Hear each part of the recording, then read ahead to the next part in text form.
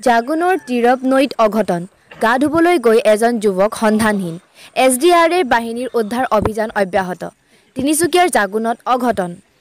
সোমবাৰে বিয়লি তিনি সমনীয়াৰ সৈতে নৈত গা ধুবলৈ গৈ নৈৰ গভীৰ পানীত সন্ধানহীন হয় পুকাৰ ৰায় নামৰ এজন যুৱক এই ঘটনা সংঘটিত হয় জাগুন 11 মাইল তীৰপ নৈৰ গুলডুবিত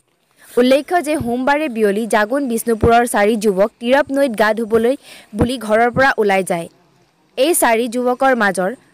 পুকাৰ ৰায় নামৰ যুৱকজনে গা ধোৱাৰ পৰিৱৰ্তে নৈখনৰ গুলডুবি নামৰ এটা গভীৰ পানী থকা স্থানত মাছ ধৰাৰ প্ৰয়াস কৰে আৰু চকুৰ পলকতে পানীৰ মাজত সন্ধানহীন হৈ পৰে বৰ্তমানে সন্ধানহীন যুৱকজনৰ উদ্ধাৰ অভিযানত SDRF জোৱান নামি পৰিছে যদিও বাতৰি প্ৰেৰণ কৰা পৰ্যন্ত যুৱকজনক উদ্ধাৰ কৰিবলৈ সক্ষম হোৱা নাই SDRF বাহিনী যদিও এই পৰ্যন্ত উদ্ধাৰ অভিযান অব্যাহত আছে জাগুনৰ পৰা প্ৰদীপ বৰগোহাঁই ৰিপৰ্ট টাইম 60 অসম একদম তৎ কথা তাল